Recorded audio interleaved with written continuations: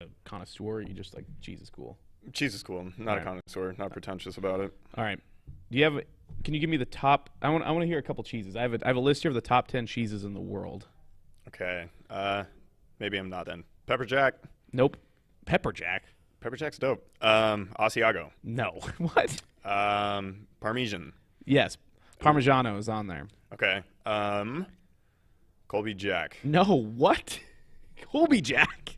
Jack. You kidding me? Just regular Jack? No. How about Colby? You're missing a lot of big ones. Have you ever heard cheddar. of cheddar? Yeah. There Okay. you go. Number two. I figured that was too straightforward. I didn't want to like just come off the top of cheddar. Jesus. Yeah, that'd be okay. such Like a cheese whiz in a can. Not a chance. Okay. Blue. No.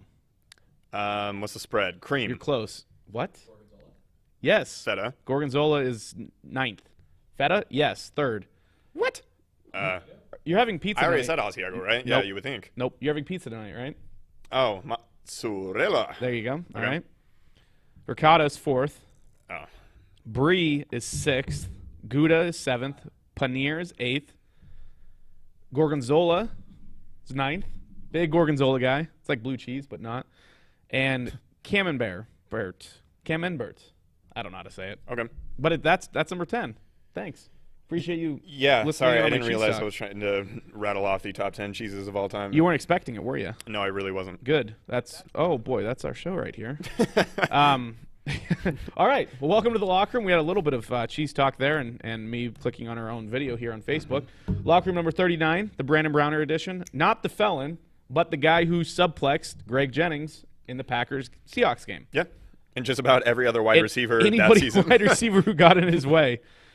Show's presented by Spokane Talks, as in produced by Spokane Talks. The show's presented by one of my favorite people and companies of all time. Look at that. You're going to cue me up for him this I'm time? going to cue it. I'm going to give you on opening day, I am going to toss you just a juicy fastball right down the middle. Okay, perfect. Well, this is going to land as a strike because this show, as you guys know, is sponsored by Lucky Bird, a Spokane-based e-commerce and digital marketing company dedicated to helping local companies scale in the online world of e-commerce and digital marketing. We want you guys to visit luckybirdbrands.com to have a down-to-earth, no-pressure conversation about your digital marketing and e-commerce strategies today. Nice. All right. They go down swinging or looking at that one? Oh, no. That was a home run. Okay. That was a nice, juicy 86-mile-an-hour fastball from Felix Hernandez in the tail end of his career. You just hit out, deep right center. Which ballpark? Nice Safeco, opposite field, right center. Rip. Don't forget to comment on the show if you have any questions, any comments you want us to discuss obscene gestures or answer on the show. Yeah, we had some great ones last week. What, MC Whipple? Yeah, some dude literally MC just Whippy? made like an impromptu Facebook account to... It was brand new. But I thought about it a little bit more. I think it might be like, what was it? I don't think it was MC. I think it was Mick. Like Mick Whipple or Mick Whippy, I don't know. There was a space between the MC and the Whippy. There was. So it kind of threw me off a little bit. But... Also, fun fact, the United States is the world's top producer of cheese, but we are outside of the top 10 consumers of cheese. Fun fact from the locker room. No, it doesn't eat a lot of cheese. Asia. Yeah, that's true. And that's part of the reason probably why they are pretty darn fit over there, too. That's right. All right. Sports? Okay. You want to talk some sports? Yeah, we can, I guess. All right. Well, we have some breaking news this morning. Actually, pretty big news. I woke up this morning and I was pretty shocked to see. But Roy Williams, head coach of the North Carolina Tar Heels and former head coach of the Kansas Jayhawks, retired this morning after 33 years. Should probably know for sure. But it's long enough. time. Very, very long time. Some of his career accomplishments here. He had a career record at Kansas of 418 and 101, good for an 805 winning percentage. North Carolina, 485 and 163. 748 win percentage, with an overall record of 903 wins to 264 losses for a career winning percentage of .774. Nice. Pretty good coach. Yep. 3 national championship wins in 2005, 2009, and 2017. Your favorite of which being 2017, yeah. My absolute favorite. I loved being there for that. 30 NCAA tournament appearances, 19 Sweet 16s, 9 Final Fours, 0 NIT championships. They were runner-up in 2010. And, a 2 AP Coach of the Year, 1 Naismith Coach of the Year, bunch of Coach of the Year awards, actually. Well, and he hadn't been bounced in the first round of the NCAA tournament until this year, right? So that 29-0 record in the first round, Wisconsin put an end to that and put a big fat 1 there in the loss column. So do you think Wisconsin responsible for retiring Roy Williams? Wisconsin should forever be known as the team that forced Roy Williams into early retirement, even though the guy's 71 years old. Yeah, do you think he's done? Do you think like maybe an opportunity comes along somewhere? Maybe like a high school? Boy, just for fun. I guess. Maybe I feel like in that's 3 what you do when you're like at a dad age, like when you're in your late 30s, mid 40s. I feel like that's kind of where the high school landscape comes into play. You'd think, except for Meade's head coach, Glenn Williams is like in his 70s and he's been there forever. How did I forget about Glenn Williams? How did you forget about Glenn Williams? Never has really done anything with the program. Even I know he's not listening. But I've had plenty of people who, hey, McWhippy's back. There he is. Hey, what's Beer up? Man and Tech Guy. All right. Here he is. He must have his notifications on for us. I really thought it was our producers last week that were just bugging with us. And then they were like, no, straight up, this is some unidentified man. Or exactly. Woman.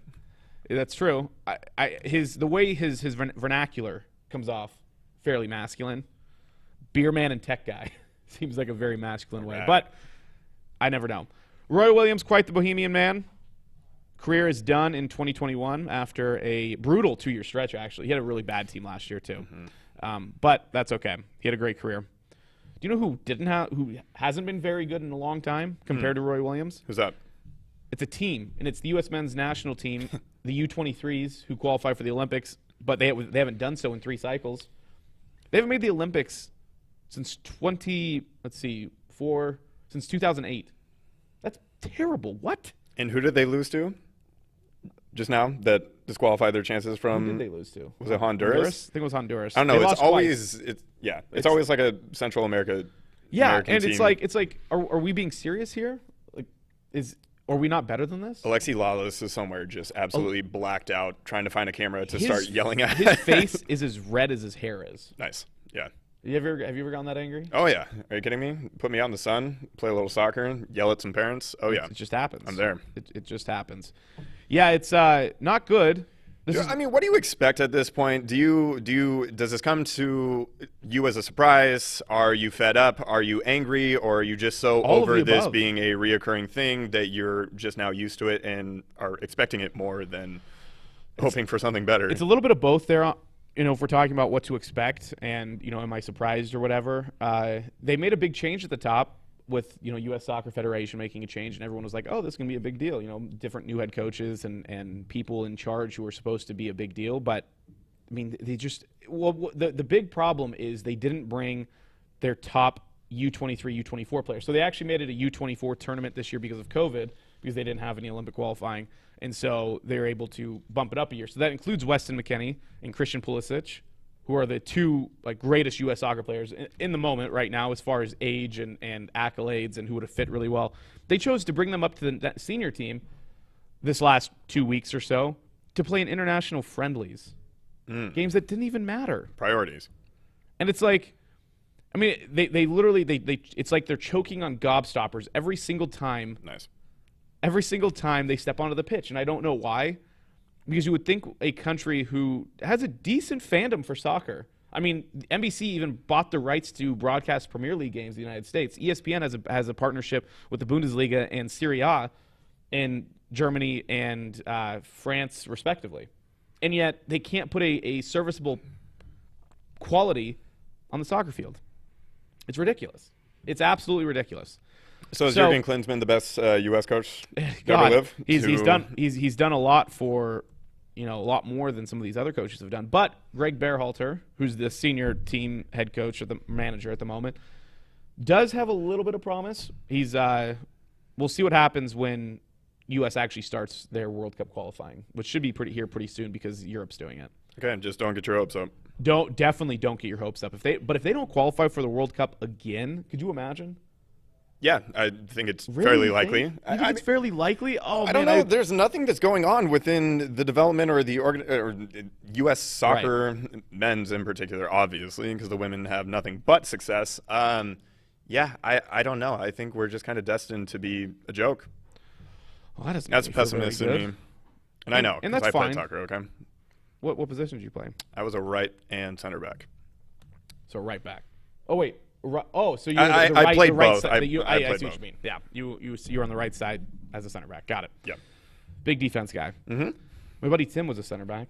Actually, a lot of my friends were defensive players. Oddly enough. It's so much more fun. Goalkeeper, center back, left back, a little bit of right back. Mm-hmm. Where all these guys played. All right. Some good stuff that happened. Some really exciting stuff that happened this last week. Thank God, or else this show would have been this show would have been almost absolutely unbearable to shoot. brutal. I would have probably spent about 10 minutes on it and would have moved on to anything else in my life. But your Gonzaga Bulldogs, or if you're not a fan of the Gonzaga Bulldogs, they're still yours if you're listening here in Spokane. They're America's team. They are America's team. Just ask Neil Everett. Neil Everett, America's team, the Gonzaga Bulldogs, advanced to the Final Four for the second time in school history after a dominating effort over USC. That's awesome. I'm excited to be back in the Final Four. Yep. except the only problem is the last time the Zags made the Final Four, I had an all-expenses-paid trip down to Phoenix, including the rest of the NCAA tournament. Yeah, this time's a little bit different. Yeah, sorry. It's a little bit different. You get to hang out with me on Thursdays. There you go. I wouldn't have been here had they found a way to get me down there. But actually, I'll get to that here later for my jabroni. But McWhippy says he doesn't know why he's here. He doesn't know anything about sports.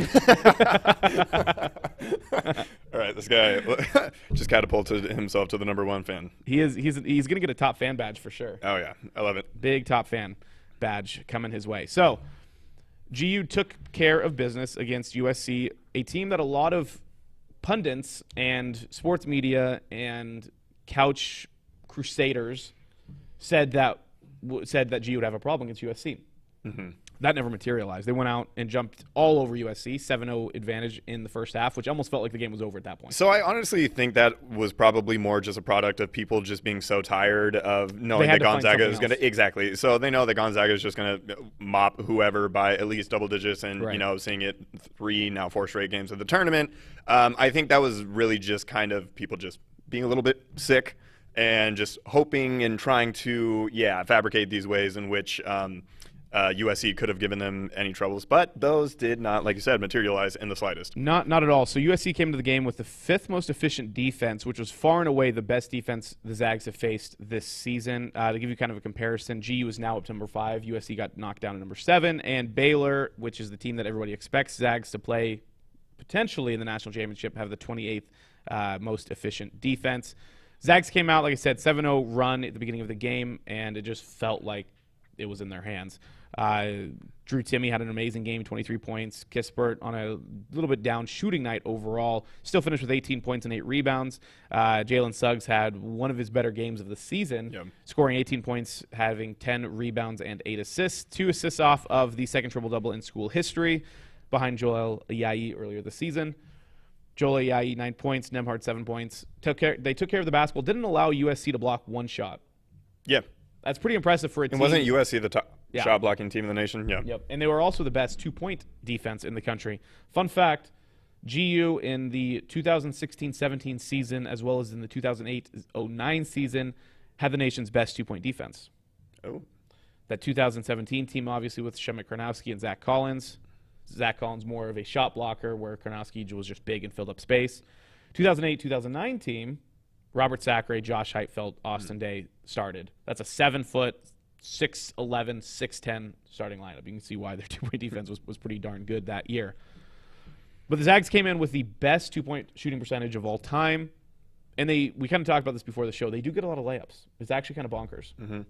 No, it is, especially in contrast to the rest of the college basketball that you watch throughout the entire season and then as well in the tournament. And then right after their game against USC on Tuesday night, UCLA and Michigan, it was just like, boy, these guys can't buy a bucket. Everybody's just iron. It was sloppy, turnovers, and it was just like the very stark contrast between the way the Gonzaga plays. I mean, I'm watching some of these NBA teams, and especially the Celtics, who just like do not move the ball. And I'm just like, because you do this in college football, and these questions are asked. It's like, oh, is the best team at the college rank for any given sport? Could they, play or be competitive with the, lowest ranked professional team? And I don't know. I don't think it's like crazy to say just because of the fact that they continuously move the ball. Obviously, there is going to be a massive talent disparity, and there's going to be an individual shot-making difference. But I don't know. Could they beat the Magic?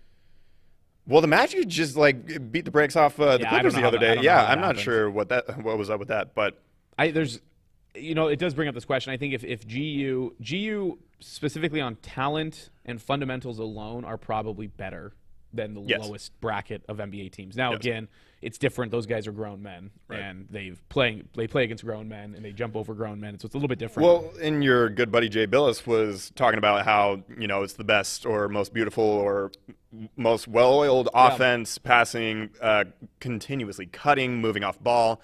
Team that he's ever seen. And that's quite the statement because he's been around college. He's been around basketball his entire life. But also, Jay Billis is 57. I didn't realize he was that old. He looks pretty good. Looks decent he looks really good when he's on ESPN, when he's on his own social media. Like it's like you can kind of see how old he looks. Right. But that's just the beauty of makeup, I guess. So there's a few funny things, or a few things. One of which is pretty funny that I took from that game after the game was finished. Coach Mark Few was interviewed, and he was just talking about how they're going to party really hard that night, which I just thought was awesome. It's like, you just don't see it. And he's been this season specifically, because Mark Few's not a guy who just historically is super – I'm not saying he doesn't have a personality, but he's a little dry. Mm-hmm. But, like, he's been very open about – like, he talked about how their hotel floor looks like a frat house. Nice. And, like, they're going to party, and they know how to party, and he knows how to let loose. And it's like, is this the same Mark Few who started his GU career by wearing suits and ties every single game? Mm-hmm. Like, it's just a completely different Mark Few than most people have ever seen, which is pretty fun to watch. A couple other things. GU, let's see, at half they were leading by 15 or more points. Under Mark Few, GU is now 205-0. It's insane. While leading by 15 or more points at the half, breaking a tie with Houston for the most in Division I basketball for this season. Sorry, it was the 13th time this season that they had done that. They literally just took USC out of their comfort zone. I mean, USC was probably a partially underseeded team, but not by much. And GU still took advantage of them and made it look very easy. Colin Coward said that they looked comfortable, like it was a scrimmage in Spokane. Dan Dickau said, is this game over in 10 minutes in? I mean, it felt like that. I found myself in the second half just kind of not tuned out, but just like not 100% focused. Kind of like what happened. I don't really remember the second half of the Seahawks-Broncos Super Bowl game. Oh, I know. God. Like, it just felt so weird when the game was so over. Underwhelming. And that's kind of what I'm afraid of. Right? If Gonzaga does get to the Natty and they match up against Baylor or Houston, whichever one it is, and then it's just a complete blowout, and then we get to finally see how much of a disparity there was between Gonzaga and literally the rest of the NCAA in the entire season. Yeah, because it kind of takes the wind out of the sails of a championship game and a title. And, I mean, Don't need to go over it again, but like had the Seahawks won Super Bowl 49, that would have been immensely more, so much more satisfactory. Yeah. Oh, so much more. But you take what you can get. Thanks for bringing up probably one of the most awful memories. Well, just want to shout out Brandon Browner. Oh, I guess he wasn't on the team that year. No, he was on the the other team. Well, in a couple episodes, we can talk about Byron Maxwell. He really. Oh yeah, he won that Super Bowl. Yeah, he did. He got that ring with the Patriots. Okay. What a douche. Well, I'm glad I brought it up then. Yeah. So you just. Thanks. And then he went to jail. Make parallels. Brandon Browner, that is. So looking ahead at the matchup with UCLA. UCLA on Ken Palm is the 15th most efficient team in the country right now.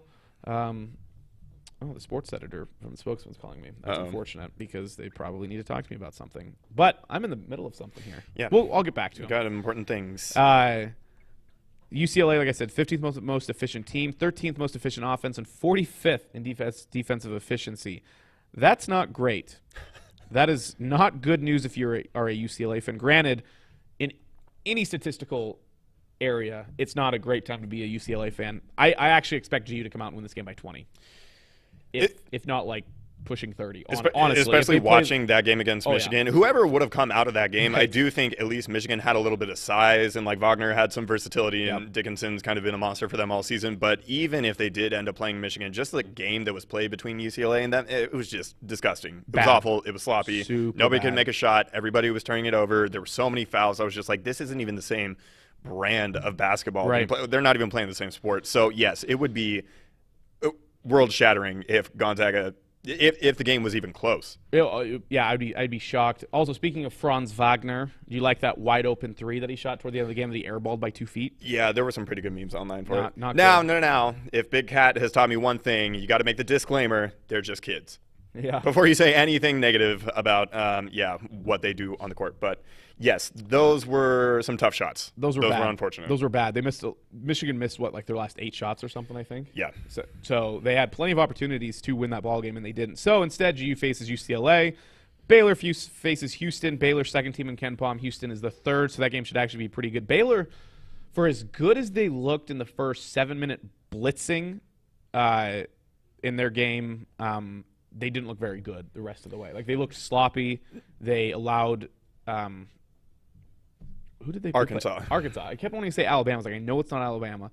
It's the wrong side of the bracket. They made Arkansas look decent and kept them in that ball game when, in fact, they could have blown them out. Yeah, Arkansas clawed back from double-digit deficits multiple times, and I think with like 5 or 6 minutes left, they actually cut it to 4, but that was the closest that they got before, exactly. the inevitable happened. Before the inevitable happened. So do you actually think it's going to be a good game, or do you think Baylor is head and shoulders above Houston? I think Houston's size, their ability to rebound, their tenacity, because Houston has also a pretty solid defense. They are actually – so people look at Baylor and they talk about how great their defense is. But, again, Baylor has the 28th most efficient defense. Houston is 8th, and GU's 5th. So GU has far and away the best defense and far and away essentially the best offense. Baylor's right behind them. But I think Houston can give them some problems with their size down low. Now, granted, Baylor focuses specifically on their guard play with their 3-headed, almost kind of 4-headed monster there at the guard spot. Mm-hmm. But I just think Houston is in a good position with a strong head coach with an ability to cause problems for what Baylor wants to do. I just think the problem with Baylor is GU never looks out of control, and Baylor can and does sometimes. Yeah, so I think kind of like the Houston-Syracuse game, I think there may be a repetition of theme there where Houston will play good defense. Yeah. However, I just don't think that they're going to be able to keep up with the scoring of Baylor. I mean, Baylor is like the top 3-point shooting team in the nation. I mean, of course, they're always subject to potentially have an off night, and that would completely change the dynamic of the game. But part of the reason why Houston's such a good offensive, in particular, rebounding team is because they miss so many damn shots. Right. So, I mean, that kind of pumps that stat a little bit. But and again, luckily that they're playing a very short Baylor team too. Yeah. I mean, Vital is their big rebounder. He's 6'8", 6'9", I think. So. Yeah, I think Houston will, I think Houston will cause Baylor some problems. I still expect it to be a GU Baylor matchup, which is what everybody and that's what you got to want as a fan. I don't want to see Houston. It's not as sexy of a matchup, and it doesn't have the storyline given the fact that GU and Baylor were already scheduled to play this earlier this year, and that didn't end up happening. So yeah, you got to pull for a GU Baylor matchup. Definitely. Then you get some run back miss action too against GU, which is always fun. Right. So that's pretty nice. So essentially, let's look at UCLA here. UCLA is not really in a position to do much against the Zags, but the only person who really could cause them problems just because of his scoring ability is Johnny Juzang, who is their top scorer, but who does have kind of a bum ankle right now. He's had problems with his right ankle all year. He literally had like 60% of their points against Michigan. Yeah, and he was the only scorer. He's a 6'6" guard. I think GU matches up fine with him. I mean, you put Suggs on him, and he's going to lock him down, at least to not allow him to score so many points. Kispert, if you go and Kispert can stay in front of him and defend him. I mean, there's plenty of guys. Nembhard can defend him. There's plenty of guys who could be matched up with Johnny Juzang. When they're in that 6'4" to 6'10", I mean, GU has plenty of guys. That's why they switch so often, because they have from 1 through 5, almost all those guys can match up with anybody on the opposing teams. Timmy's the only partial liability when he's matched up with a guard, but even Timmy can hold his own with a quick guard. If he tries to, he definitely gets once they get even, Timmy's like, I'm over it, go by. Hopefully there's help behind me. Exactly. So I'm not too worried. The next leading scorer is Jamie Jacques, 12 points a game. Jules Bernard, 10 points. Tiger Campbell. That's sweet. I didn't realize his name is Tiger. Okay, can I just say something? Yeah. I'm all in favor for people, if you still have hair, That is what. That's If you're still fortunate enough to have hair, do what you want with it. Grow it out, wear it how you want. However, Justin Herbert got smeared for 2 weeks, literally for just getting a buzz cut. Yeah. And it was like maybe it wasn't super fitting for his face. Maybe it didn't play into his strengths.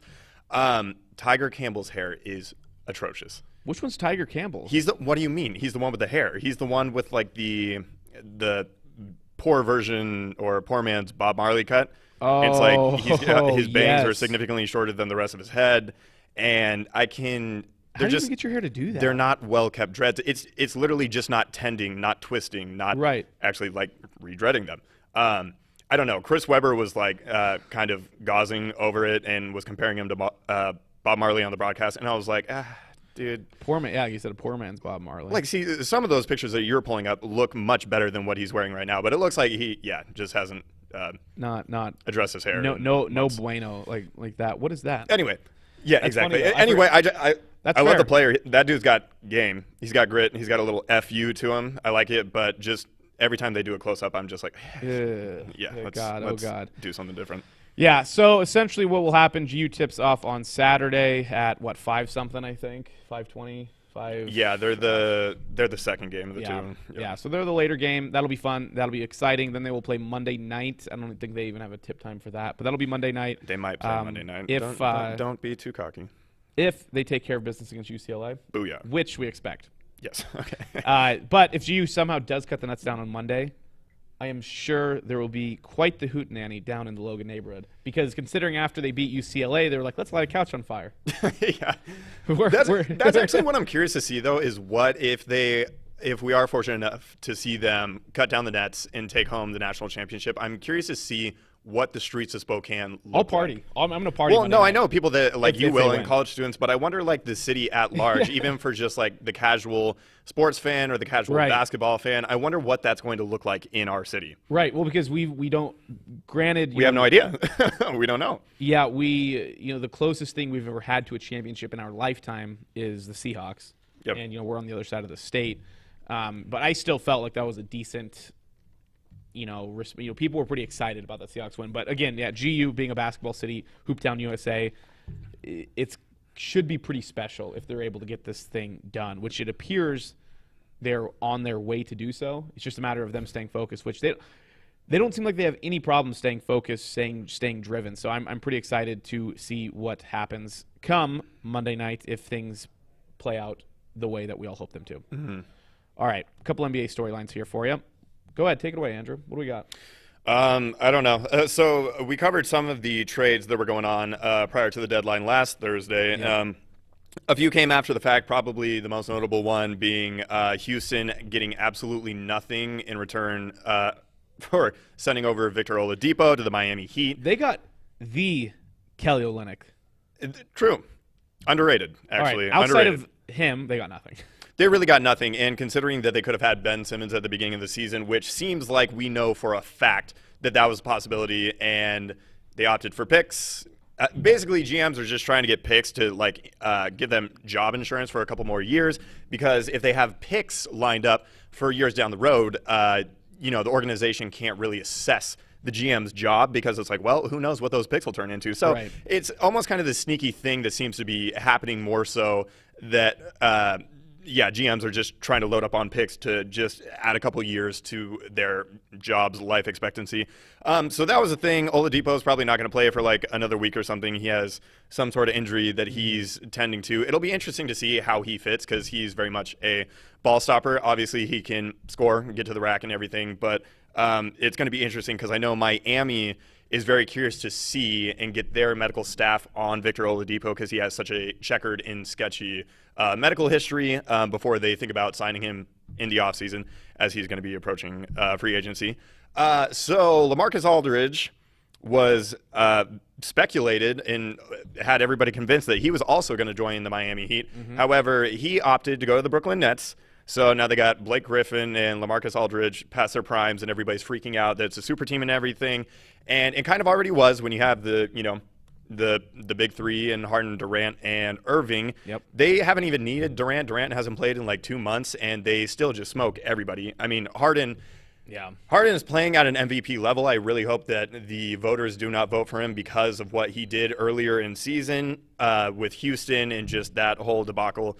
But a little bit of a black eye on his season thus far, just because of what transpired there in Houston. Plus, he's not doing anything. I mean, yeah, I'm not going to try to take away anything from him, but he's not doing anything, super spectacular on a different level. Like, I think you were probably going to mention this, a guy like Jokic, who's brand new to this whole MVP talk, probably deserves a little bit more play as far as MVP votes than Harden. Oh, 100%, and especially with Jokic. I mean, you're talking about a guy that has carried the Denver team, especially with the inconsistency and sometimes the abysmal and underwhelming play of Jamal Murray, who's supposed to be, the second guy on that team. He just makes everybody better. He gets everybody good shots. He knows when to pass out of double teams. He knows, when people give him a few feet that he's going to take it to him. He just, incredible. And it's crazy because he looks old, and I thought he was older than he is. He's still young. I think he's like 24. Yeah, I would say he's like 24 or 25. It really surprised me. I was like, really? That guy looks like he's a 43-year-old. So, like I said, LaMarcus Aldridge joining the Brooklyn Nets. It had people all across NBA Twitter up in arms. It's like, oh, this is not fair. Here we go. Kevin Durant assembling another super team, blah, blah, blah, just to take down LeBron. And it's like, okay, but if you actually know basketball and if you've been watching basketball, LaMarcus Aldridge is not going to bring a lot to that team. Not really. We'll see how much he even gets to play. I would kind of be upset if I were a Nets fan that he might stifle the development of like a Nick Claxton or Bruce Brown. We'll see. Blake Griffin, to his credit, actually, since he's been there in the few games, he looks reinvigorated. He looks he's a really smart player, and his passing doesn't get enough credit. But he looks absolutely engaged, and he actually looks like he could be somebody in their closing five and be a viable option if they choose to go that route. They're going to have basically the rest of the season just to tinker. That is Nash with trying to figure out what that closing lineup is going to look like. And then the other buyout guy is Andre Drummond, who ended up signing with the Lakers, who is now already out. He injured his toe. Apparently his toenail got ripped from the toe bed. And so that hurts. His first game, and he didn't even make it 2 quarters into the game. So we'll see if he's even able to have any sort of impact on what that looks like. The Lakers are still in free fall. They are just a half game from falling all the way to the 7th seed. It's bunched up right there between 4 and 7, pretty much. If Drummond can't get back, that team will continue to fall. Drummond can at least help them stay afloat. But outside of him, he's not going to be able to facilitate any offense, though. Really, they're just not able to keep up with people. He's more of a, hey, you miss your shot, I'll grab that rebound kind of guy. Extra possessions and a little bit of defensive prowess. Yeah. Right. But nothing that moves the needle. And that's the thing with people getting so upset about the big markets being able to sign these buyout guys, these huge guys who they should be having to pay more. It's like, dude, okay, look throughout history. There is one time that I can remember, it happened to be the 2008 Celtics, in which they had, or a championship winning team actually signed a buyout guy that ended up actually paying dividends and contributed in a meaningful way in the playoffs. It just doesn't happen. This happens season after season. We had these discussions about the buyout market and what the contenders can look to find and ways that they can upgrade their team going into the postseason. It's like, it might sound good on paper. It might make for, first take discussion and stupid stuff like that. But ultimately, time and time again, it just doesn't matter. It doesn't end up making a big difference. So it's a lot of kerfuffle for really no reason. But that's kind of what's going on in the NBA. And just in case you were wondering, the Celtics still suck. So hey, but they're holding on to a playoff spot, right? They sure are. Thank God they're in the East.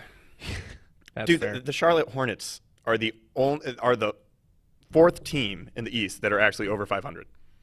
Everybody else is 500 and they're under. not going to stay there. I mean, they might. They're playing. At least they got some. Guess. They got some cojones. They got a little bit of grit. They got some fight in them.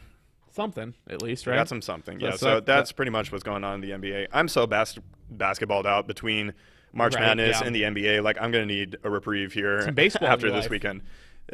Which maybe. Which we're going to get to here in a few. McWhippy still is here. He's wondering why I'm wearing a Manchester City T-shirt from England when we are based out of America. Fair question. I like Manchester soccer. By the way, some big news. That guy actually helped remind me. Sergio Aguero from Manchester City will be leaving City at the end of the season. He was one of the first guys brought in to kind of revitalize this team when it was bought out by some Saudis. some oil kings who decided to pump a bunch of money in. Sergio Aguero will be headed out of Manchester. He will get a statue out in front of the Etihad Stadium. But there are rumors that he could go to Barcelona, Paris Saint-Germain, some other all top the teams usual suspects. Europe. Yeah, you right, want to throw exactly. in Bayern or Even Juventus though or something. It was always expected that he was going to go back to his Argentine boyhood club, which is still a possibility. He just thinks he has a couple years left in the top leagues, which I agree. So let's speaking of Reed, we had some Reed movement happen this last week. We're going to move into some NFL talk for you. Not a lot going on, really. It's kind of a little bit of a lull before the draft. Mainly draft talk is all that's really happening in the NFL sphere right now, which we will also get to toward the end of the segment. But the Seattle Seahawks released Jaron Reed, Alabama product, been with the team for 5 years now, I want to say. Drafted in 2016. Yeah. So they did sign former Seahawk Al Woods to kind of fill in that gap as a run-stopping defensive tackle. Reed decided to turn down more money with the Seahawks to instead sign with the Chiefs for a 1-year, $7 million contract with $5 million guaranteed. He would have made about $11.5 million with Seattle had he stayed.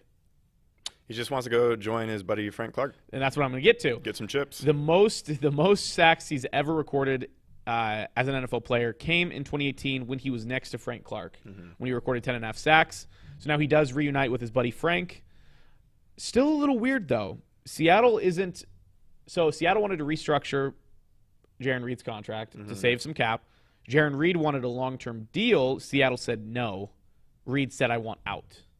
You don't see that too often happening in Seattle where a guy doesn't get a contract and wants out like that.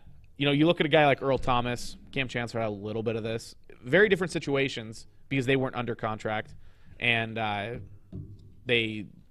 Reed was. So that's really weird. Even Michael Robinson on his show that he appears on NFL Network was like, I got to call Seattle and figure out what's going on up there because you just don't see this happening very often. A little bit of a loss. Jaron Reed was a very good player for Seattle. I think he'll do really well for the Chiefs.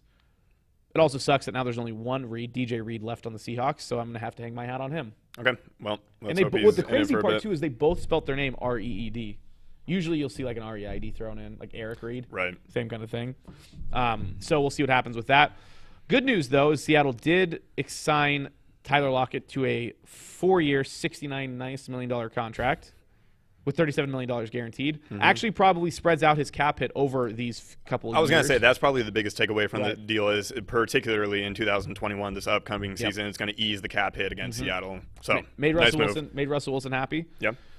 Tyler Lockett has had actually a very good career with Seattle coming out of Kansas State. There were a lot of, and this was not fair to him when he came out, there were a lot of comparisons between him and Antonio Brown based purely off of size, hand size, speed, and catching ability. Yep. There are a lot of, and his return ability. There are a lot of comparisons to Antonio Brown. Last season, he finished with his first 100-catch season for 1,054 yards and a career-high tying 10 touchdowns. Him and DK Metcalf make up arguably the best 1-2 punch at the wide receiver position in the NFL. Yeah, top 5 at least. Top 5 for sure, arguably best, semi-arguably top 3. Definite best 5. Top 5. Yeah, and so with this, too, assuming nothing crazy goes on within the next 4 years, he's probably on pace to surpass Doug Baldwin's record sitting behind Steve Largent as the second most prolific wide receiver in Seahawk history. So probably that's kind of interesting. And, I mean, honestly, he's deserving. Oh, he's definitely deserving. A very good guy. A guy you want to root for. Has stayed remarkably healthy outside of one brutal broken leg, which he came back for the next season. He did. Wasn't 100% as far as strength and speed and everything, but he was there. This was actually interesting to me. Lockett becomes only the second offensive draft pick in the Schneider-Carroll era to ever get a second contract. First, the other being Russell. As second extension, I should say, not including their rookie contract. So to get their rookie contract, an extension, then an extension, only second Seahawks draft pick ever to get that. It's wild. Under the Schneider-Carroll era. Granted, Doug Baldwin did get 2 as well, but he was undrafted, so it doesn't count. Yeah, really surprised Jermaine Ifedi didn't end up getting that. Yeah, poor Ifedi didn't get that. That's very unfortunate. So James Carpenter didn't get that. Yeah. Moffitt didn't get that. A lot of offensive linemen did not get those second contracts. Russell Okung is the only good You know, Russell Okung had his problems, but he locked down that left side. Yeah, he did. When he was healthy and when he could actually play. When his ankles weren't falling off of his body. So good on Tyler Lockett. Big trade, though, that happened in the NFL. Like I said, there's been a lot of just general NFL draft talk. But the Dolphins actually acted on it with the Niners and the Eagles. The Dolphins completed 2 trades on Friday that will see the franchise move down 3 spots in the 2021 NFL Draft. And they also added another first-round draft pick. The Dolphins sent their number 3 pick in this draft to San Francisco for their number 12 pick, first-round picks in 2022 and 2023, and a third-round pick in 2022. The Dolphins then turned and traded their number 12 pick, a fourth-round pick, and a 2022 first-round pick to the Eagles for the Eagles' number 6 pick and a fifth-round pick in this year's draft. A lot going on, a lot of moving parts. Yeah, a lot. But essentially what happened is the Dolphins are now pick number 6, Eagles are now pick number 12, and the Niners are now number 3 are the big things that people need to care about this year. And the Niners have basically come out and confirmed speculation that they are gunning for a quarterback at number 3, and a lot of people that seem to think they know Kyle Shanahan think that they're actually interested in Mac Jones. With a little bit of Trey Lance sprinkled in. Yeah, with a little Trey. More so than Justin Fields. Yes. A lot of people are thinking Justin Fields just based off of draft projections. But well, Shanahan likes a quarterback, or at least notoriously anyway, likes a quarterback that'll carry out his scheme and his system rather than take things to their own hands, post-snap. Yep. And Mac Jones obviously doesn't have any of the sexy qualities, traits, or abilities that some of the other prospects in this draft have. Mobility. And so, yes.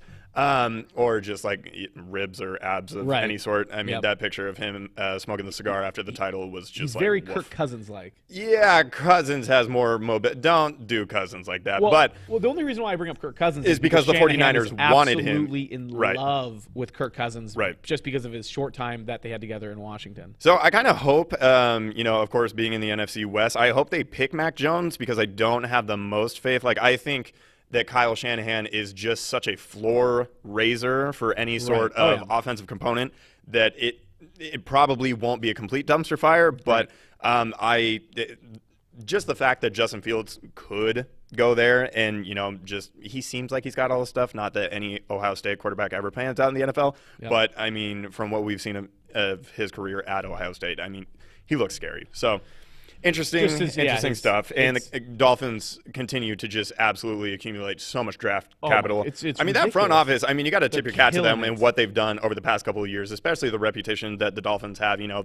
They've been there with the Lions, with the Browns, with the Jags, just the bottom tier, the bottom feeders of the NFL for a while, but not the case anymore. They've got that thing going in the right direction. Yeah, they took Laramie Tunsil and traded him to the Texans, which in turn they traded a bunch of other picks, and they ended up netting 3 or 4 first round draft Imagine picks if from that one guy. gas mask bong picture never surfaced and he never ended up dropping to Miami, and they never would have been able to flip him for all of these. Drop. I mean, that was seriously. What, 20 minutes before the draft? That was an insane sliding door moment. Now that we're looking at it, whatever it is, 3-4 years after the fact. Yeah, absolutely. Super funny when that actually came out. And I was like, what are the odds? Pretty interesting stuff there. Thumbs up. But essentially, it does, like you said, does guarantee the Niners will be going after a quarterback. Essentially guarantees that Miami probably won't at the number 6 spot because there's a potential that 4 quarterbacks could go in the top 5. Yeah. At least 3 in the top 5. And it also guarantees essentially that the Eagles will also not be drafting a quarterback, which means they are riding their season on Jalen Hurts. I don't know why you wouldn't just give it a shot.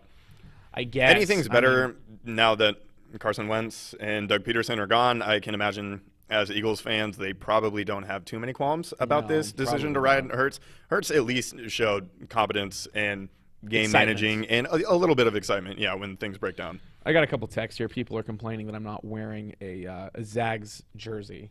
Oh, see, I said when you walked in, I thought you were going to wear a Mariners jersey because it's open. I wore a Mariners jersey, the last 2 shows, I think, maybe 2 of the last 3. I also don't have any Zags uniforms. I don't have a Zags jersey. Well, they're not easy to come by because it's not like you can walk down to the store, the GU store, and buy a jersey because they don't sell them like that. Like, you have to get them online. You can't even get names on them because it's name, image, likeness. It's a fair point. It's really annoying. So I don't even have a Zags jersey. If you want to buy me a Zags jersey, not just you but anybody, I'm happy to wear it on the show. If anybody's listening. My cousin actually had a sweet Christian McCaffrey Stanford jersey That's that was cool. like legitimate, stitched, name on the back, everything. Yeah. And I was like, how do you even get your hands on Most something likely like that? they bought a Stanford jersey and had to go find someone to stitch it on. But they have to find someone who knows how to stitch to make it look not like. I mean, he's garbage. plugged in. He was a broadcaster for Stanford. helps. I'm sure he's got some connections or something. That definitely helps. So yeah, they called me not a real Zag fan, so that's always fun. Yeah, do you even like the Zags? No, Okay. nope. Pro UCLA. Yeah, Zag flag, says Sam. Yeah, good point. Pro. What? Yeah. See, we have a pen it up. I did that, though, not you. Well, that's because you got here before me. What's up? All right. Opening day. That is true. It is opening day, and that's awesome. It actually, it feels like it's been a long time since we've had baseball. I don't know why. I don't know if that's do you feel that at all? No. Okay. I don't know what I don't know what it is, but it just feels like we haven't seen the Mariners in a long time. But I'm excited, mainly because they're not going to be great again, and that's fine. They're not going to be great. They're going to be fun though. Again, they're going to be fun just like they were last year. Yeah. They're going to get some young guys up. Next year is the spot to watch the Mariners absolutely take off, is my hope. And that's what everybody's hope is. That's what the organization's planning for. That's what that's what the city's planning for. That's what the state's planning. That's what the Mariners' worldwide fan base is planning for. By worldwide, I mean Japan. So they also announced their opening day roster. Again, first pitch is tonight, 7:10 on Root Sports, which is garbage because Root Sports actually should be my jabroni of the week. Root Sports should definitely be, because you look at Fox Sports, who grabs a lot of professional teams as far as their broadcast rights. You look at ESPN broadcasts like TSN for the Yankees. NBC Sports, same thing. And the Seattle Mariners get Root Sports, who have the worst, and by far the worst, streaming app on this planet. It's terrible. So I have to watch them tonight on the streaming app, which I'm going to complain about it all season. But anyway, they'll be on Root Sports they're at home for opening day, which is also very unique. And they also play the San Francisco Giants, which is also very unique. You don't see too many AL, NL openers. Yeah. Right. So their opening day roster looks like this. Marco Gonzalez will take the hill tonight. Justin Dunn, Chris Flexen, Yusei Kikuchi, James Paxton, and Justice Sheffield will round out the six-man rotation. The Mariners will probably stick with the six-man rotation most of the year because it will allow flexibility for some of the young guys coming up to not have to worry about pitching 90 pitches a game and to get extra rest and more time to work on everything. On the bullpen, you're looking at Kendall Graveman, who's been with Mariners just since last year. Nick Margevius, I want to say. I don't know how to say his last name. It's really tough. I promise it's really tough. I can see it, yeah. Kenyon Middleton, Anthony Misowitz, and Rafael Montero. Casey Sadler, Drew Steckenrider, Will Vest. A lot of guys you've heard of, right? Yeah, obviously. Big stars. A couple guys on the 60-day injured list. Catchers Tom Murphy, Luis Torrens, who we got in a trade with last year. Tom Murphy's been with us for 2 years here now. Infielders, J.P. Crawford at shortstop, Ty France and Kyle Seager will probably man third base most often. Dylan Moore, second baseman. Evan White, first baseman. Returning two Gold Glove winners. Yes, which is really, really cool news. And then Shed Long is on the 10-day injured list. Will be making his return to second base, with Dylan Moore returning to more of a utility role. Outfielders, Jake Fraley, Taylor Trammell, Mitch Haniger will start as the starting outfielders for your Seattle Mariners, with Kyle Lewis not quite ready to return from a bone bruise. He will start the year on the 10-day injured list. Utility players Sam Haggerty and Jose Marmolis. Okay. With the young guys coming up, Jared Klenick, Logan Gilbert, Julio Rodriguez might make their appearances. We'll see. But a couple catchers, Cal Raleigh might make his appearance here in the majors as well. Not a bad roster. Again, it's going to be exciting to see, specifically you're going to watch Mitch Haniger. That's a big storyline. See how he recovers from essentially 2 lost seasons, which is really weird to think about. Taylor Trammell, who we got from the Mets just here a few months ago. Jake Fraley, who was injured most of last year as well. Be interesting to watch. Kyle Lewis coming back from his injury, building on his Rookie of the Year. AL Rookie of the Year award from last year. Kyle Seager's final year. That'll be a storyline to watch. Evan White trying to hit the baseball. That'll be fun to see. J.B. Crawford, you mentioned his Gold Glove, seeing his offense get better. Pitching-wise, just seeing more from Marco Gonzalez. Yep. Big Bulldog guy. And as well as Kikuchi returning to form and James Paxton coming back to the Mariners after a time that's away. Weird. It is weird to see his name back on here. He never pitches. He's been injured a lot. He's always injured. He has been injured a lot, unfortunately. So, again, first pitch tonight, 7:10 on Root Sports against the San Francisco Giants. Marco Gonzalez on the hill. I'm excited. I think I am excited. I'll probably watch. What a definitive statement. I hear the conviction in your voice. I think I am excited. I so badly want them to do well. Expectations are everything. Expectations are everything, and it sounds like you have the right expectations. Right. You're not hoping or setting your sights on too much. Thank God they didn't make the playoffs last year. You just understand that they're probably going to be fun, and that's probably the extent of what they will offer you. And I so badly want to get to Seattle and watch a Mariners game. I would love to see a Mariners game in person. That sounds like so much fun. Some garlic fries, some sunflower seeds. And some beer. That would be nice to have a beer with some garlic fries. Yep. That sounds real nice, and a nice 82-degree night. Just nice, warm Saturday night in T-Mobile Park. Did I say Safeco? You did earlier. You did. Yeah. Okay. I thought you were doing that intentionally, just to not acknowledge T-Mobile Park. I really don't want to acknowledge them, but here we are. Too late. All right. You have a jabroni for me? Sure do. We'll start wrapping up the show here. Let me see what you got. Show me what you got. Sam's going to play a little video here, and we'll just let it roll.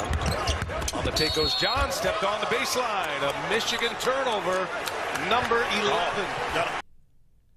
Okay, so basically what you see there is that the baseline ref initially called out of bounds. He didn't call a foul. He just called out of bounds. Right. And then the ref that was further away from the play and actually didn't have the angle on what he could see just emasculates his cohort call. And he was very overturns aggressive. the call and calls a foul. And this actually happens far more than you think that it should. I mean, I see it at the NBA level, and I've seen it plenty of times at the college level too, especially over the tournament. It's just like these guys that are further away from the play, and I don't know if it's because they see something that they think happens in the way that they perceive it, and they're like, how did the other ref not call anything? Yeah. Like, I need to step in. I need to, like, bail him out of it. And it's like so many times it ends up being the wrong call because guess what? You don't have the angle. Like, and you're far from the play. play. You're further away from it. So Jabronis are refs calling out their other refs and overturning calls or making calls that were not initially called on the floor, and them being wrong most of the time because, again, I didn't think that was a foul on the play either. I think he had position and it wasn't. Yeah, so just he cut down the angle. Stop doing that, just please. Same thing happened in that Alabama game when the ball went off the guy's shorts, and the first ref said fouled on him, and the other ref came in and said no, and that guy ended up being wrong, of course, because we all saw on replay. I was it Twitter that I had a little bit of a good exchange with somebody? Yeah, I think it was Twitter. Soccer has head officials, a head referee that overrules his line judges. The NFL has their head referee who overrules the line judges as well as the back judges, and basketball though doesn't. And same with baseball. There's a crew chief. Basketball is the only. Now, granted, basketball has like more. Someone might have worked longer as an official, but to me, it's weird that basketball is the only sport that doesn't have somebody who's the top who makes the call. Like somebody said, like a king ref, and I thought that was kind of a funny way to phrase it. But I was like, yeah, kind of like somebody who has more power and more pull. But yeah, I think referees who come in thinking they have the right call. The one thing that frustrates me more than anything is in football when a back judge who's like 30 yards from the play sometimes calls holding. Calls holding. And it's like that's not your job. Yeah. That's not your job. Stay in your lane. Like call your like they have their things that they're supposed to focus on, and that is not one of them. Yeah. Yeah, I agree. Very good one. Thank you. All right. Mine here. Here's a little photo of a place down there in Indianapolis. The NCAA national office based out of Indianapolis, Indiana. They are my jabroni of the week. I was this close to going to Indianapolis for the Final Four. Oh, were you really? I was. Oh. You want to know why I didn't? Why did you two not? reasons. Okay. First reason, the NCAA did a terrible job at acknowledging when tickets would actually go on sale. So nobody knew when tickets would go on sale, and they ended up becoming super expensive on the secondary market. That was my fallback backup option. The other thing that makes them ridiculous is up until the Final Four, so between the round of 64, round of 32, Sweet 16, Elite 8, they gave each team 5 press passes. So Gonzaga, as a team, had 5 press passes to give out to the entire Spokane media. That is mind-boggling, considering that the spokesmen themselves could find 5 people to actually go to it. Exactly. I'm sorry that you did not make the cut. That is rough. So I didn't get a press pass, which is fine, until the Final Four. Spokesman was given a couple extra ones, which I still didn't make the cut, which is 100% fine. But in a normal year, and I know COVID, and I know people are going to be like, well, it's COVID. Like, they have to do what they have to do. The reason why they're not letting so many press in is because they want to be able to just squeeze as much money out of ticket holders to get people to actually pay to go. Yeah. And I get it. I understand. I'm just salty because the NCAA, for whatever reason, doesn't want as much coverage as possible of their student athletes. Yeah. And the only way to do that is to have more media down there. So the NCAA, just with terrible communication, first off, and the inability to promote their brand by allowing more media professionals inside of the building in Indianapolis, Lucas Oil Stadium. Yeah, well, I'm kind of surprised to hear this take from you because, by all accounts, everybody's a huge fan of the corporation that is the NCAA. So yeah, I know. This is really weird. Those are the only 2 things wrong with the NCAA. Yeah. Only 2 things wrong. But there's plenty of other things to be mad at the NCAA about. But they somehow have been able to pull off this tournament with only 1 team having a dropout, and that was in the first round, VCU against Oregon. Shout out. Shout out to poor VCU there. We actually should mention real quick that Shaka Smart left Texas. We mentioned that last week, going to Marquette. Mm-hmm. Today, Chris Beard, coach at Texas Tech for the last few years, done great things at that program. Left Texas Tech, new head coach of the University of Texas Longhorns. Yep. Which is really interesting because if he would have waited just a couple extra days, he probably would have been the leading candidate to replace Roy Williams at UNC. Mm-hmm. So that sucks. Who do you follow? This is completely separate again, but how do you follow up any sort of head coach after Roy Williams? Like, you're going to be disappointed in anybody. Well, you don't, and it's kind of like the same thing with Kansas because Kansas fans are so frustrated, and rightfully so, with Bill Self in so many early tournament exits. And it's like, okay, I understand the frustration, but who are you going to get to supplement and substitute Bill Self that is going to be better than him? Right. It's kind of a conundrum, and I understand the frustration, but like at the end of the day, I'm not sure exactly what the hell you want. Well, it's kind of the Pete Carroll conundrum. Well, who are you going to be? Like, who's going to get hired? And you're like, yes, that's exactly who I wanted to replace Pete Carroll, a future Hall of Fame head coach. Adam Gase. Right. So that's a good question though. It's looking. But you look at a school like GU. Let's give a really good comparison of a school who's well set for the absolute long run. They had Dan Munson here, and they decided to hire from within and hire Mark Few. Mark Few had been there for 10 years at that point. Now, Mark Few is going to leave here probably 5 years, I'd say, probably is a solid number to expect Mark Few to continue coaching. Really? Yeah, probably. To continue coaching or to continue coaching at Gonzaga? Both. I think when he's done at GU, he's done. Yeah. I'd be shocked if he goes anywhere else. That would be in line with what we know about him. Yeah. Right. Mm-hmm. But GU has in Tommy Lloyd's contract, assistant coach Tommy Lloyd, who's been with GU for 2 decades now, in his contract that when Mark Few ever decides to hang up his whistle and his whiteboard, that Tommy Lloyd will become the next head coach of Gonzaga men's basketball. Not many programs do that. And this is the way to continue GU's identity, their culture, is by bringing in Tommy Lloyd after. So that's one thing that I think UNC is going to struggle with, is finding a guy who can replace what Roy Williams meant to that university, because they haven't been planning for the future, like, for instance, GU has. So good on GU, good on Mike Roth and the rest of the athletic department for making sure that will happen. Mm-hmm. All right, fun fact. Do you want to hear it? Do. Speaking, because it's opening day, I don't know if you know this, but Major League Baseball umpires are required to wear black underwear while on the job in case they split their pants. Because they have black pants. Okay. So they don't want people to see their white underwear if they, get into their crouch and it rips their pants. They don't want people being behind taking, photos saying, like, look at this umpire ripped his pants, or, making a, big national news because an umpire ripped his pants. So Bud Selig, I think, actually made that. Good old Bud. Good old Bud. Good old Bud. So, well, yeah. That makes sense. Checks out. Yeah, you're welcome. So now you're going to be thinking when you're watching the Mariners game tonight, I wonder if he's actually following the rules. Yes. I'll text you. Make sure you remember. Okay, thank you. All right, closing time. Hit me. All right, so we got a little picture here. As reported by Brian Windhorst on his podcast, The Hoop Collective, an ESPN podcast. So apparently during the All-Star break, we're talking about Steph Curry. LeBron James is there in the picture, even though his head's cut off, but that's fine. People probably know what LeBron looks like. He's kind of a big guy. So LeBron's already started apparently recruiting Steph Curry. as Curry is eligible for a contract extension this coming offseason. And we saw this last year, or sorry, not last year, but the year before in the All-Star game with Kevin Durant and Kyrie Irving talking in the tunnel.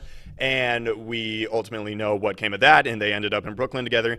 And I swear to God, if Steph Curry, because I feel like he's the dying breed, he's going to be like Dwayne Wade didn't even finish his career with Miami. He ended up in Miami, but, you know, he made a couple pit stops in Chicago and Cleveland and stupid places. But Steph Curry is like the last Kobe or the last Dirk to have the chance in just what he means to that city, how long he's already been there, what he's brought to the city and everything, to where it would make sense, and you would hope as a basketball fan, or at least I do personally, that he would hang it up in San Francisco, in Oakland, in the Bay.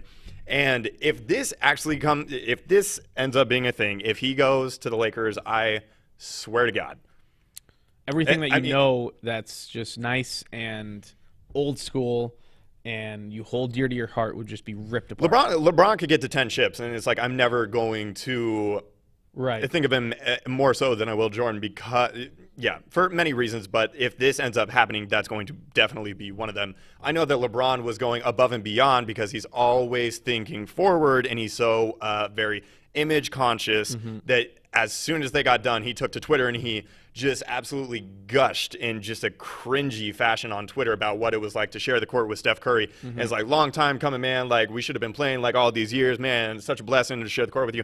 It was disgusting. But anyway, it's kind of interesting because they did have like a little pseudo rivalry while, you know, the Cavs and the Warriors were involved in those 4 straight finals. They definitely did not like each other for a while. No. And they got into a couple stare-down scuffles, spats. Yeah. So I just really hope that does not end up happening. I hope that Steph is who I think and hope he is. Has a little bit of loyalty. It has a little bit of, especially with Steve Kerr still there. Yeah, especially with Steve Kerr still there. So basically, closing time, LeBron stop being LeBron and Steph keep being Steph. And if those two things continue to happen, we should be good. I'd be surprised. I would be very surprised. I'd be surprised. I think this report is literally just him saying, LeBron's talked to Steph saying, hey, come play for the Lakers. Yeah, and he's like, recruiting is like a loosely used term there. It's just so frustrating. I understand that, but of course and it's reporters nowadays. That's what they do. Like they literally, I mean, LeBron could have said at the All-Star game, hey, Steph, want to come play for the Lakers? And the guy's like, oh my God, LeBron is recruiting Steph Curry. I got to get this out. Yeah. And so it's pretty unfortunate. It's definitely a possibility. Let's be frank here. It is a possibility, but I'd still be surprised. Yeah. NBA, say it all the time. It's a soap opera. Unexpected twists and turns. I don't know why I just thought about this, but I do want to talk about it real quick. Go ahead. After, actually, I talk about my other favorite company. Oh. That's Lake City Hauling. Ooh. But I do want to talk about Serena Williams right when I'm done. Okay. So I don't want to forget. All right. Are you working on a remodeling or cleanup project by chance? You're not? Or you are? I am. Oh. All right. Well, make sure you give Lake City Hauling a call. I can do that. Let them help and save yourself a stressful trip to the dump by letting them haul all of the small and big items for you. It's actually a great time to let someone else go to the dump. Over the last year, the dump has been so busy and actually very stressful because there's just cars going on for miles and miles, it appears. They will remove it all. They will take your unwanted trash, branches, yard waste, furniture, appliances, and anything else you want to be out of that house, out of that property, out of your life. Let them haul it and let them take it away. They offer same-day pickup, and make sure you check out their 5-star reviews on Google and see why customers continue to keep coming back to Lake City Hauling. They offer junk removal, dumpster rentals, and demolition in the Kootenai County area. If you live outside of those areas, including in Spokane, do not fret. Give them a call and see what they can do to help you out. Their number is 208-425-4130 if you need more information. Again, that is 208-425-4130. Or check out their website at lakecityhauling.com. All right, very nice. Perfect. Very, very nice. I'll hit them up. Good. That is what we like to hear. So Serena Williams here this last week also made a little bit of noise because she said that she thinks that she would be in the GOAT conversation if she was a man. Now, all I want to say is I think she's the greatest tennis player of all time in her profession. Like, it has never once crossed my mind to compare her to, like, Roger Federer is a GOAT, right? Mm-hmm. But I've never once, like, differentiated between, like, Serena Williams is a GOAT. When we look at other people like Tom Brady, Michael Jordan, LeBron, like you can have multiple greatest of all times. Like it was actually a little shocking to me because I've never heard anyone say Serena Williams isn't very good. Have you? Like I was just trying to think about like where that came from because I've only heard good things when people talk about Serena Williams. Like literally only. She was a mom. She came back and she played tennis 2 months after she gave birth or whatever. Like I was just really surprised to hear that. I loved when she pulled that on the ref though that one time. Yeah. She was like, "I'm not cheating." She's like, "I'm a mother. I have a daughter." I was like, "Oh yeah, that absolves you of any negative human characteristic." It's like.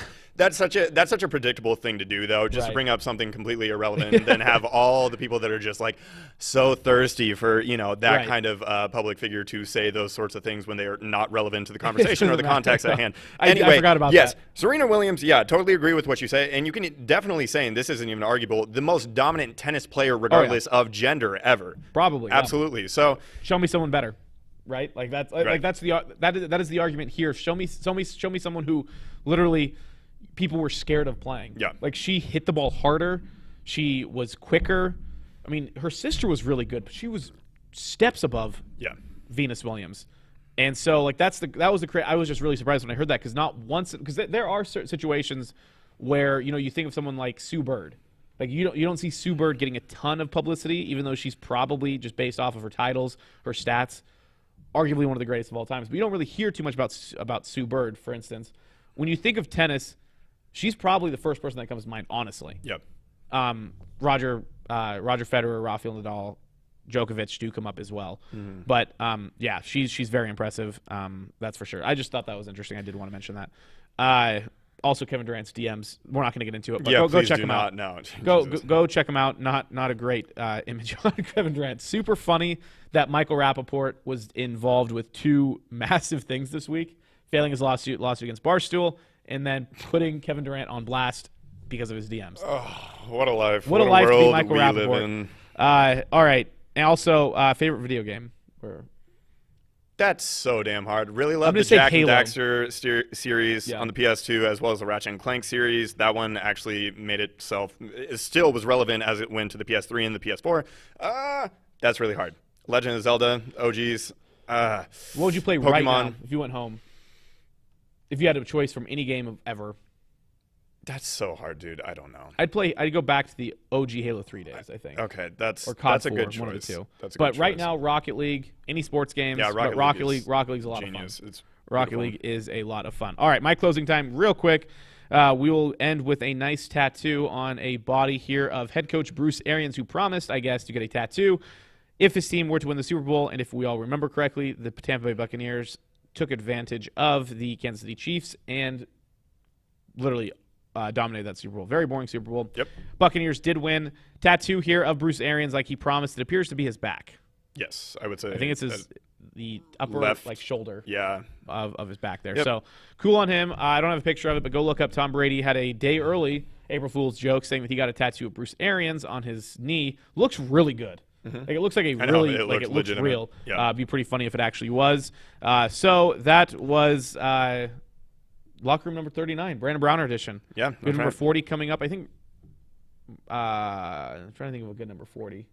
We can't do it yet. We'll do it next week. We'll have a good number here for you next week. Hopefully we'll also be very happy. Oh, Sean Kemp. Sean Kemp is a good one. I already did it. Sorry. That's a good one. Yeah, I told you not to, and then I went ahead and did it. That's not very nice. I stopped thinking about it. You didn't give me an opportunity. So, yes, we will be back here again next week. Hopefully, we are in good spirits. Zags will be hopefully coming off their first national championship title. Hopefully. We'll be a couple days past that, but we'll definitely go in depth on those two games. Once again, this is The Locker Room. I'm your host, Justin Reed, alongside Andrew Tenney. See you next week. Thanks for watching The Locker Room on Spokane Talks. Check us out on Facebook as well as our other platforms. We want to hear from you. Join the conversation by emailing us at info@SpokaneTalksOnline.com. And for more sports news, opinions, and content, follow Justin and me on Twitter.